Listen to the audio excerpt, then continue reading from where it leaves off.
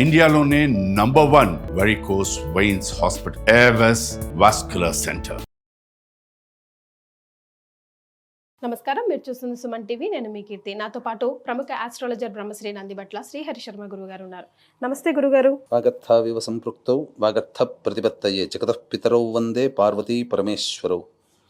ఆదిత్యాయ చ సోమాయ మంగళాయ బుధాయ చ గురు శుక్ర శనిభ్యశ్చ రాహవే కేతవే నమః. శృంగేరి జగద్గురు పీఠాధిపతులకి, కంచి పీఠాధిపతులకి నమస్కారములు తెలియజేసుకుంటూ కార్యక్రమాన్ని ప్రారంభిద్దాం. గురుగారు, వరలక్ష్మి వ్రత పూజ విధానానికి సంబంధించి అనేక ధర్మ సందేహాలు మనం వీడియోల ద్వారా నిర్వృత్తి చేస్తున్నాం. అందులో భాగంగా అమ్మవారికి ఎలాంటి రంగు చీర ధరించాలి, మనం అంటే పూజ చేసే వాళ్ళము ఎలాంటి రంగు చీరని వేసుకోవాలి, నైవేద్యాలు ఏం పెట్టాలి, పూజలో మనం ఉపయోగించే పువ్వులు ఏ పువ్వులు అయి ఉండాలి, ఖచ్చితంగా ఈ పువ్వులు ఉంటే బాగుంటుంది అని చెప్పుకోదగ్గవి ఏవైనా ఉన్నాయా, ఇలాంటి విషయాలు ఈ వీడియో ద్వారా తెలుసుకుందాం. మరొక ప్రశ్న చాలామంది అడుగుతుంది ఏంటంటే గురుగారు, భార్యాభర్తలు కలిసి చేసుకోవాలా? ఎందుకంటే విష్ణుమూర్తి లక్ష్మీమాత కలిపి మనం పూజ చేసుకోవాలంటున్నాం కదా, మరొకవేళ భార్య భర్తలు ఇద్దరు కలిసి ఖచ్చితంగా కూర్చోవాల్సిందేనా పూజలో అని మీరు అడిగినటువంటి దాంట్లో చాలామందికి సందేహం అమ్మా. అంటే ఏ రంగు వస్త్రం ధరించాలి ఇలా అని చెప్పి అడుగుతూ ఉంటుంటారు. అసలు ఇందులో నిజంగా లాజిక్ ఉందా గురుగారు? ఏ రంగు వస్త్రం ధరించాలి, అమ్మవారికి ఏ రంగు వస్త్రం వేయాలి అని? ఇప్పుడు మీకు ఏదైనా కానీ దేవతా ఉపాసన అనేది ఎవరైనా దగ్గర మంత్రం తీసుకొని చేసేటప్పుడు అమ్మవారికి కొన్ని వస్త్రంలో రంగులు అంటే ఎరుపు రంగు వస్త్రము, ఆకుపచ్చ రంగు వస్త్రము, నీలి రంగు వస్త్రము, నలుపు రంగు వస్త్రములు ధరించి పూజ చేయాలి. ఆ రకంగా తిలకం పెట్టుకోవాలి. నల్లది కూడా ఆ రకమైనటువంటి పుష్పాలతో పూజ చేయాలి. ఆ రకమైనటువంటి అక్షితలతో పూజ చేయాలని చెప్పి మనకు శాస్త్రంలో ఉంది. శాస్త్రం కాదమ్మా, ఉపాసన క్రమంలో ఉంది. ఇప్పుడు మీకు నవగ్రహాలు చూసుకున్నారనుకోండి, నవగ్రహాలకి ఏ రంగులు ఉంటాయో ఆ రంగు అక్షితలతో పూజ చేసేటువంటి వాళ్ళు పూర్వకాలంలో. అంతేకాకుండా మీరు ఒక్కసారి గమనించండి, అయ్యప్ప స్వామి దీక్ష తీసుకుంటారు, నలుపు రంగు వస్త్రాలు ధరిస్తారు కదా, అమ్మవారి మాల వేసుకుంటారు ఎరుపు రంగు వస్త్రాలు, ఈశ్వరుడి మాల వేసుకుంటారు గంధం కలర్ వేసుకుంటారు, వెంకటేశ్వర స్వామి మాల అనుకుంటుంటారు పసుపు రంగు కలర్లో ఉన్నటువంటి వస్త్రాలు ఇలా. సో కాబట్టి అయితే ఈ మధ్య కాలంలో కొంతమంది ఏంటంటే ఈ రంగు వస్త్రాలు ధరిస్తే అని ఎక్కడైనా శాస్త్రంలో ఉందా, ఈ రంగు గాజులు పెట్టుకోవాలా అని ఆక్షేపణ చేస్తుంటారు. వాస్తవానికైతే వాళ్ళకి తెలుసు, చెప్పేటువంటి వాళ్ళకి కూడా తెలుసు, వాళ్ళు ఉపాసన చేసుకునేటప్పుడు అమ్మవారికి ఇష్టమైన రంగుదే వేసుకుంటారు. ఆసనంగా కూడా ఇష్టమైన రంగు ఆసనం వేసుకునే చేసుకుంటారు. కాబట్టి ఖచ్చితంగా అమ్మవారికి ప్రీతికరమైనటువంటివి, శుభకరమైనటువంటివి ఎరుపు రంగు, ఆకుపచ్చ రంగు, పసుపు రంగు, ఈ మూడిట్లో ఏదైనా కానీ ధరించవచ్చు. గాజుల విషయంలోకి వచ్చేసరికి మట్టి గాజులు వేసుకోవాలి, అంతే తప్ప ప్లాస్టిక్ అని ఏ రంగైనా వేసుకోవచ్చు. ఇప్పుడు చెప్పినటువంటి రంగుల్లో శుభమైనటువంటివి వేసుకోవచ్చు. ఇక పూజ చేసేటప్పుడు భార్యాభర్తలు కలిసి చేయాలా? శాస్త్ర ప్రకారము మనకు చెప్పబడి ఉన్నటువంటిది, ఇద్దరు కలిసి కూర్చొని చేయగలిగే అవకాశం ఉంటే ఇద్దరు కలిసి కూర్చొని పూజ చేయండి. ఎప్పటి వరకు? గణపతి పూజ వరకు. తర్వాత లక్ష్మీ పూజ ఆడవాళ్ళుగా చేసుకోవచ్చు, తప్పులేదు. సంకల్పం వరకు భార్యాభర్తలు కలిసి ఉండి చేసుకోవచ్చు. తోరంకి ఎవరి చేత కట్టించుకోవాలి గురుగారు? ముఖ్యంగా ఎవరినైతే మనం ముత్తైదును పిలిపిస్తామో, ఈ తోర పూజ చేసిన తర్వాత అందరిలో వచ్చినటువంటి వాళ్ళలో పెద్ద ముత్తైదుని పిలిపించుకొని, లేదా ఇంటి పురోహితుల వారినైనా లేదా భర్తతోనైనా కానీ చక్కగా తోరం కట్టించుకోవచ్చు. అత్తగారు ఉంటే అత్తగారు, తల్లిగారు ఉంటే తల్లిగారు, ఈ విధంగా వారితో కట్టించుకోవచ్చు. చాలామంది చేసే మిస్టేక్ ఏంటంటే ఆడవాళ్ళకి ఎడమ చేయి, మగవాళ్ళకి కుడి చేయి కడుతుంటారు. కానీ తోర గ్రంథి పూజ చేసిన తర్వాత తోరము కట్టేటప్పుడు మాత్రం ఖచ్చితంగా దక్షిణ హస్తే అని చెప్పబడి ఉంది. అంటే ఖచ్చితంగా కుడి చేతికే కట్టుకోవాలి. ఆ తోర గ్రంథి పూజ చేసిన తర్వాత కట్టినటువంటి తోరమును మరుసటి శనివారం రోజున ఉద్వాసన అమ్మవారికి చెబుతాం కదా, అప్పటి వరకు ఉంచుకోవాలి. 16 ముళ్ళు వేస్తాం కదా? కాదమ్మా, 9 ముళ్ళమ్మ. నవగ్రంథులు, నవనాడులకి మన యొక్క శాస్త్రంలో 9వ నెంబర్కి చాలా ప్రత్యేకమైనటువంటిది లైఫ్ నెంబర్ అని అంటుంటుంటారు, జీవ సంఖ్య. కాబట్టే జీవముని సూచించేది 9వ సంఖ్య కాబట్టి 9 ముడులు వేస్తారు. నవనాడులు, నవరంధ్రాలు అని అంటుంటారు కదా. కాబట్టి అన్నీ కూడాను పవిత్రమవుతాయి, నవనాడులు కూడా ప్రచోదనమై శక్తివంతం అవుతాయి తోరగ్రంథి పూజ చేయడం ద్వారా అని చెప్పే ఉద్దేశంతో తోరగ్రంథి పూజ చేస్తారు. గురుగారు మరి అప్పుడు తీసిన తర్వాత ఆ దారాన్ని కానీ తోరంగిని కానీ ఎక్కడ వేయాలండి? అది ఎవరూ తొక్కనటువంటి ప్రదేశంలో, అనగా చెట్లు పొదల్లో ఆ విధంగా వేయవచ్చు, నిర్మాల్యాల కింద వేయవచ్చు. అది ఆ విధంగా చేయాలి. గురుగారు మరి ఆ రోజు ముఖ్యంగా అమ్మవారికి ఎలాంటి నైవేద్యం అర్పించాలి, అలాగే ఎలాంటి పూలతో పూజించాలి? ముఖ్యంగా చాలామంది చేసేటువంటి కామన్ మిస్టేక్స్ నేను తెలియజేస్తానమ్మా. ఆ కామన్ మిస్టేక్స్ ఏంటనంటే, గణపతి పూజ అనేటువంటిది చేయకుండా వ్రతకల్పం పుస్తకం బయట దొరికేటువంటిది కొనుక్కొని డైరెక్ట్గా పూజ చేస్తారు. గణపతి యొక్క అనుగ్రహం కలగదు. కాబట్టి వినాయక వ్రతకల్పం ముందు పెట్టుకొని ఆ వినాయక వ్రతకల్పం ప్రకారం గణపతి పూజ చేసుకొని తదనంతరం లక్ష్మీ పూజ చేయాలి, వరలక్ష్మి వ్రతం చేయాలి. ఇందులో కూడా ఒక చిన్న మిస్టేక్ ఏం చేస్తున్నారనంటే, విష్ణువుని పూజించకుండా లక్ష్మిని డైరెక్ట్గా పూజిస్తున్నారు. కాబట్టి విష్ణు సహస్రనామం కానీ, విష్ణు అష్టోత్తరం కానీ, లేదా విష్ణు ధ్యాన శ్లోకమైనటువంటి శాంతాకారం భుజగశయనం అనేది ఉంది కదా, ఆ శ్లోకానైనా ఒక్కసారి నమస్కారం చేసుకొని అక్షితలు మరియు తులసి దళంలో ఆ కలశం మీద వేసి తదనంతరం లక్ష్మి యొక్క పూజ చేసుకుంటే మంచిది. ఇక తరువాత ప్రాణప్రతిష్ఠ దగ్గరికి వచ్చేసరికి చాలామంది పుస్తకంలో ప్రాణప్రతిష్ఠ ఉద్వాసన మంత్రములు ఉండవు, వాళ్ళు కావాలని ప్రింట్ చేయరు.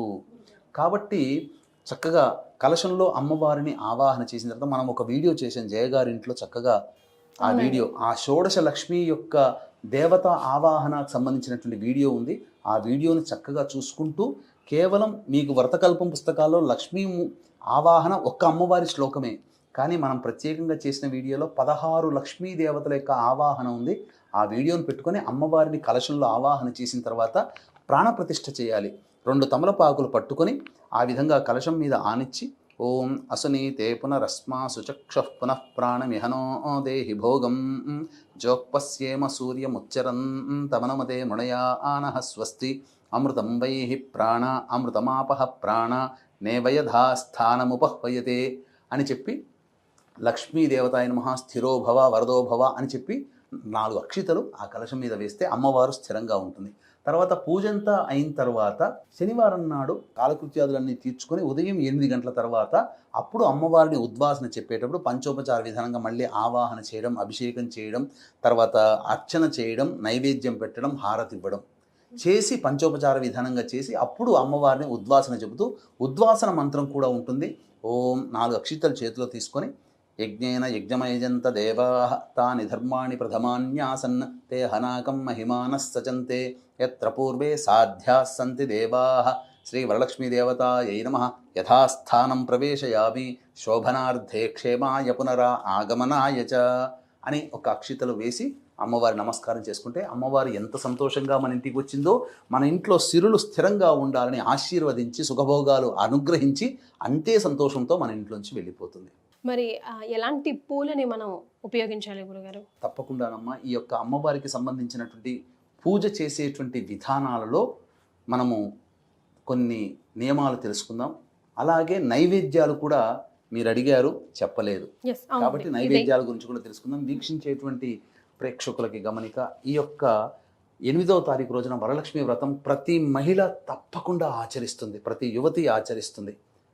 కానీ అందరికీ ఒక ఆలోచన ఏంటంటే, ఎంతో చేసుకున్నాం కానీ ఎక్కడో చోట చిన్న లోపం జరుగుతుంది కదా, అమ్మవారి అనుగ్రహం సంపూర్ణంగా కలిగితే బాగుండు, హోమం చేసుకుంటే బాగుండు కదా, ఎందుకంటే హోమంతోనే పరిపూర్ణత. కాబట్టి ఈ యొక్క లోపాన్ని కూడా సవరించేందుకోసమై మన పీఠం ఆధ్వర్యంలో 8వ తారీఖు రోజున రాత్రి 9 గంటలకి లక్ష్మీ మూలమంత్ర సంపుటిత లక్ష్మీ సూక్త హోమము, అలాగే దశమహావిద్యల్లో లక్ష్మీ స్వరూపము కమలాత్మిక కాబట్టి కమలాత్మిక హోమము, షోడశ లక్ష్మీ హవనము, అలాగే మేష మిథున కర్కాటక సింహ కన్య వృశ్చిక ధనుసు కుంభమీన రాశిలో జన్మించిన వారికి సర్వదోష నివారణ పూజల హోమాలు అనేటువంటివి సశాస్త్రీయంగా జరిపించడం జరుగుతుంది.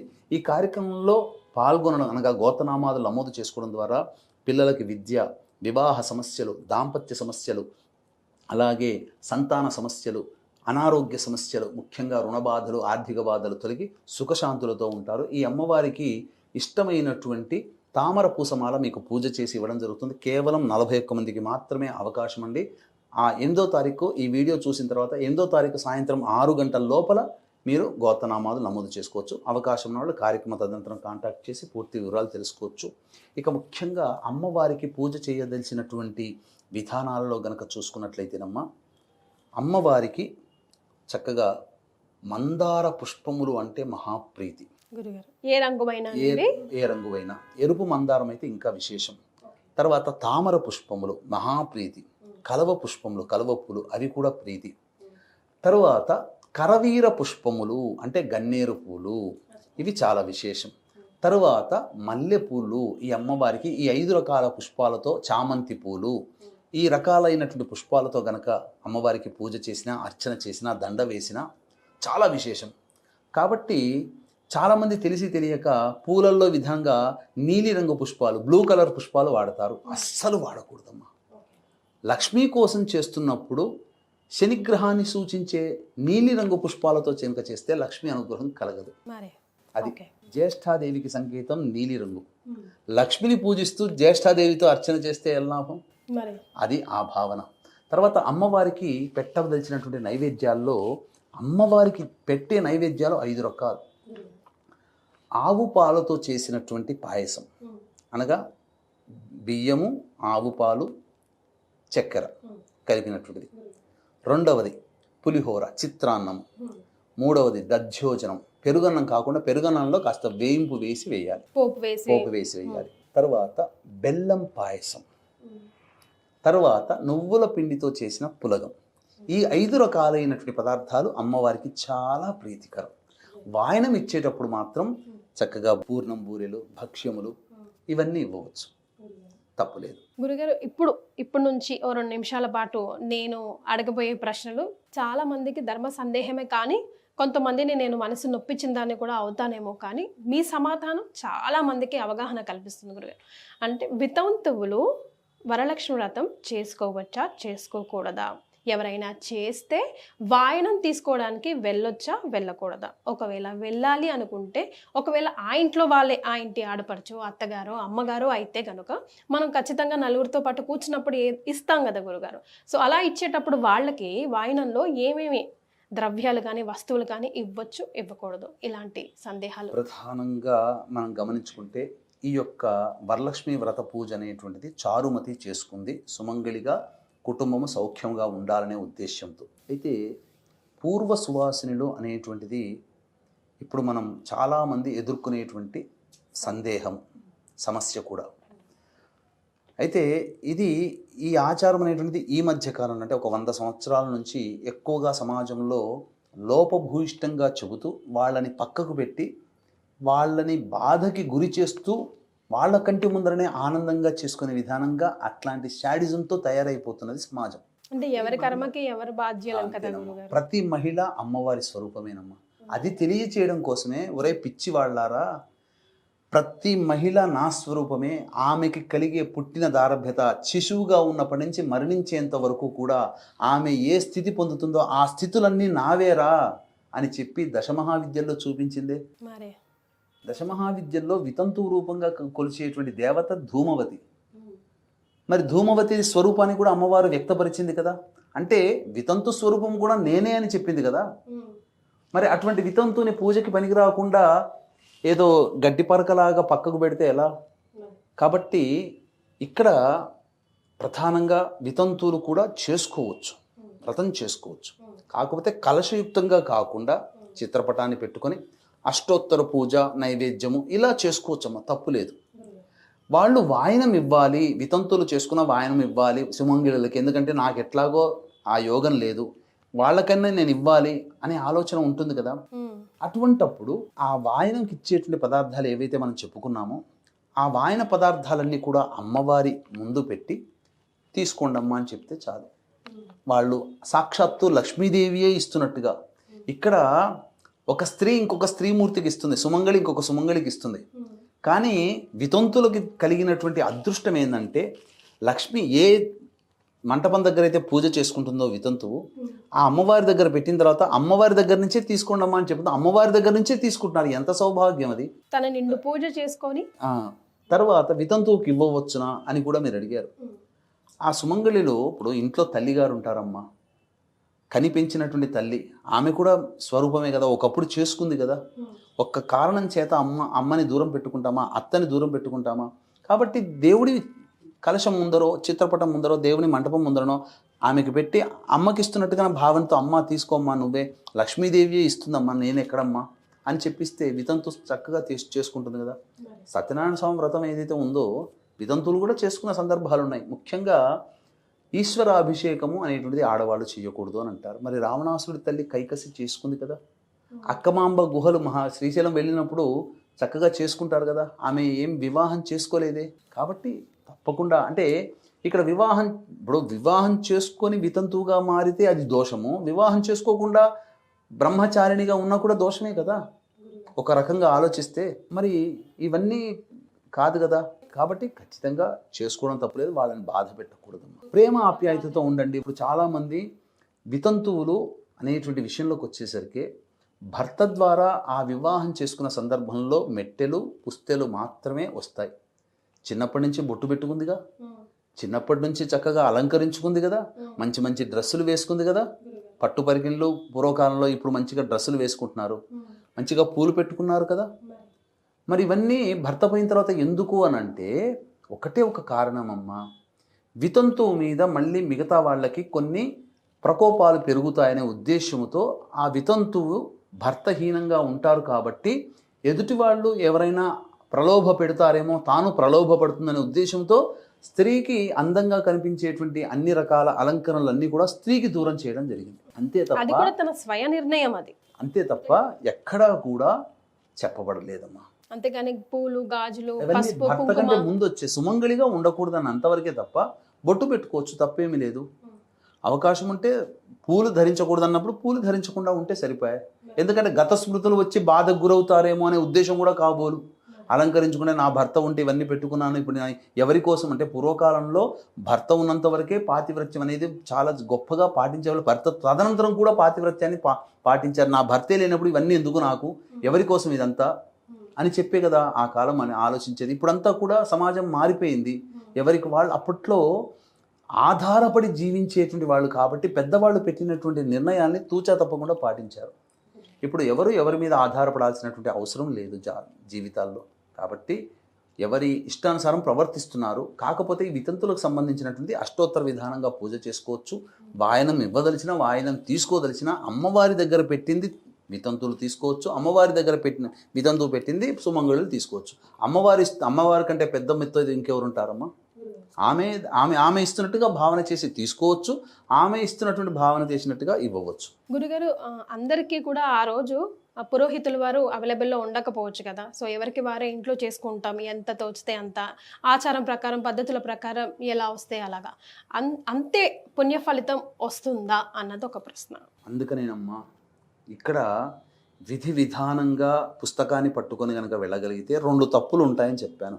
ప్రాణప్రతిష్ఠ, ఉద్వాసన, ఇవి 2 దాంట్లో మంత్రాలు లేవు. గణపతి పూజ ఈ 3 భక్తిగా కేవలం పుస్తకాన్ని ఫాలో అవుతే ఈ 3 దోషాలు ఉంటాయి. అందుకనే దీన్ని సవరించడం కోసమే అందరికీ పురోహితుల అవకాశం అవైలబుల్లో ఉండరు. కాబట్టి మనం వీడియో చేసాం చక్కగా అమ్మవారి పూజా విధానం ఎలా చేయాలో ఆ విధానాన్ని దగ్గర పెట్టుకొని చక్కగా దాన్ని అనుసరించి చేసుకోమని చెప్పండి. ఆ విధంగా చేసుకుంటే సంపూర్ణమైన ఫలితాన్ని పొందుతారు. చాలా సంతోషం గురుగారు, ధన్యవాదాలు. సర్వం శ్రీ ఉమామహేశ్వర పరబ్రహ్మార్పణమస్తు.